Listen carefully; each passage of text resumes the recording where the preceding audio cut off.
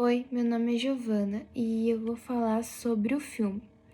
Bom, o filme se passa na Colômbia e ele basicamente fala sobre a litosfera do planeta Terra. No começo do filme acontecem alguns desastres naturais, como por exemplo, pombos acabam caindo mortos do céu, pessoas acabam caindo mortas, disso entre outros. E isso tudo aconteceu devido que o núcleo da Terra parou de fazer seu movimento de rotação, que foi causado por uma força que não é identificada. No filme, eles constroem uma nave para enviar para o núcleo da Terra, junto com alguns cientistas, para eles conseguirem trazer esse movimento de rotação. Meu nome é Fernanda e eu vou falar sobre a paralisação do movimento do núcleo que aconteceu no filme. Bom, uma paralisação do movimento do núcleo, o que pode causar? Pode causar uma deteriorização do magnetismo da Terra e da atmosfera. E aí, com a paralisação desses movimentos nucleares, no filme teve um enfraquecimento do campo magnético da Terra. E o campo magnético, como sabemos, ele precisa de movimentos de cargas para existir, né? E aí, junto com isso, tiveram vários desastres que aconteceram no filme devido a esse acontecimento. E um exemplo deles é a aurora boreal, que teve lá no começo do filme. Aí tiveram também aparelhos eletrônicos que pararam de funcionar na hora, pessoas que estavam interligadas a aparelhos eletrônicos de alguma forma morreram.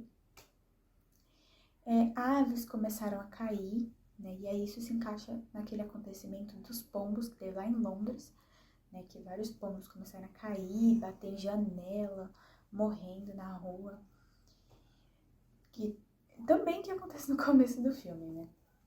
E aí no filme, os cientistas, eles constroem uma nave, e aí eles chamam de nave Virgílio, e aí essa nave ela é capaz de aguentar o calor e a pressão da crosta terrestre.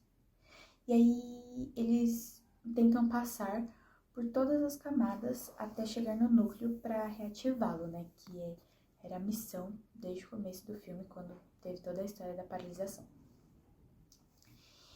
E aí eles conseguem chegar no núcleo externo, não no interno. Que o externo é onde tem a parte líquida, lá que tem o magma, né? E o magma é justamente aquilo que parou de se movimentar de forma correta e causou todo o emblema do filme. E aí, com isso, algumas pessoas morreram no meio da operação, porque tiveram alguns imprevistos e tiveram que sair por alguns instantes da nave, ou sair da parte que era capaz de suportar o calor. E aí, com o calor do magma nuclear, vieram a óbito ali mesmo, no núcleo externo. Algumas rochas podem ser identificadas no filme. O quartzo, por exemplo, aparece quando eles estão no núcleo externo e é uma rocha magmática, que é formada pelo esfriamento do material derretido, podendo ser lava ou magma. O granito, que o geólogo mostra em sua aula no começo do filme, que é formado por cristais de quartzo, feldspato e mica, quando ele mostra, diz que as ondas sonoras atravessam o material sólido. O quartzo tem grande importância econômica e ajuda em muitas composições. O arenito, composto principalmente de quartzo, e é uma importante pedra de construção. Grandes quantidades de areia de quartzo, também conhecidas como areia de sílica, são usadas na fabricação de vidro e cerâmica, e para moldes de fundições e fundições de metais, também, se não me engano. O vidro de sílica, também chamado de quartzo fundido, é usado para a óptica, para transmitir luz ultravioleta. Todos os vários recipientes de quartzo fundidos têm importantes aplicações laboratoriais. E as fibras de quartzo são empregadas em dispositivos de passagem extremamente sensíveis. O quartzo é um mineral de composição química de sílica. É um composto químico quase puro e tem propriedades constantes. Contudo, análises específicas têm relevado que até cristais quase perfeitos, contêm impurezas de lítio, sódio, potássio, alumínio, magnésio e titânio. Podem observar-se como técnicas muito específicas, que as propriedades físicas variam com a presença dessas impurezas. Eu também preciso muito falar sobre as camadas da Terra. Eu falo um pouco sobre as camadas da Terra, começando pela crosta. A crosta é a camada mais externa do planeta, é a parte resfriada e endurecida da Terra, que varia para uma profundidade de 5 a 70 km.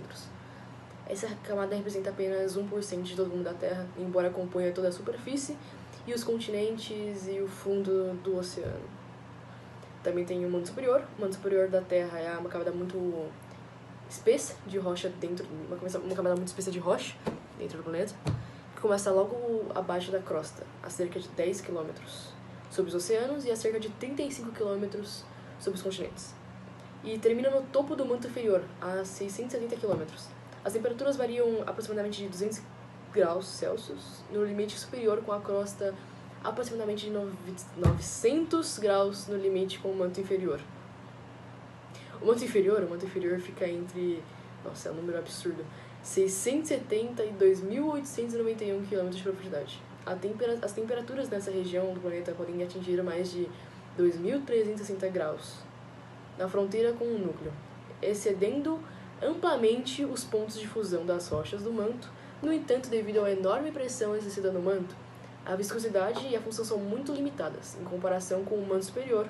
Muito pouco se sabe sobre o manto inferior, além de parecer relativamente homogêneo do ponto de vista sísmico. E também agora temos o núcleo externo, que ele foi confirmado como líquido, com base nas investigações sísmicas. Tem 2.300 anos e por um raio de 340 km. Nesta região, estima-se que a densidade seja muito superior à do manto ou crosta, variando entre 9.000 e 12.000 km, não sei lá, de metros quadrados, eu já esqueci, desculpa. Acredita-se que o núcleo externo seja composto de 80% de ferro, juntamente com níquel e alguns outros elementos mais leves. E agora o principal entre aspas, que seria o núcleo interno, é a parte mais interna da Terra, obviamente, formada principalmente por ferro e níquel. Experimentos revelam que a estimativa do núcleo interno sólido do planeta coloca-se entre 1 bilhão e 1,3 bilhões de anos, e a temperatura do núcleo é cerca de 5.000 graus Celsius. Oi, meu nome é Giulia e eu vou falar um pouquinho sobre o filme. O filme Núcleo é uma ficção científica lançada no ano de 2003 nos Estados Unidos.